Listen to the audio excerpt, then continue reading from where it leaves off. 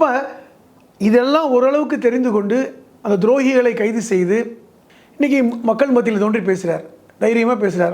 சொல்றாரு ட்ரம்ப் சொல்றாரு, அந்த விருதுகளை பேசும்போது கூட வெற்றியும் தானே சொல்றாரு.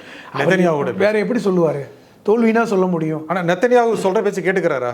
ட்ரம்ப் சொல்ற பேச்சு அதாவதுங்க, ட்ரம்பும் நெத்தன்யாகும் வெளிப்படையாக பேசும் பொழுது எதுவும் பேசிக்கொள்வதில்லை. காரணம், அமெரிக்காவுக்கும் இஸ்ரேலுக்குமான உறவு என்பது ஒரு சிக்கலான உறவு. 1948 இன்று வரை அமெரிக்காவுடைய ஏவலாளியாளாக தான் இஸ்ரேல் இருக்காங்க. ஒன்று அப்படி தான் சொல்லணும். ரெண்டாவது, இன்னும் சொல்ல போனால் கிட்டத்தட்ட அவர்களுடைய அணைப்பில் இருக்கிறாங்க. அங்கே நடக்கின்ற எல்லா நல்லது கெட்டதுக்கும் அமெரிக்கா ஏதோ ஒரு வகையில் தொடர்புடையது.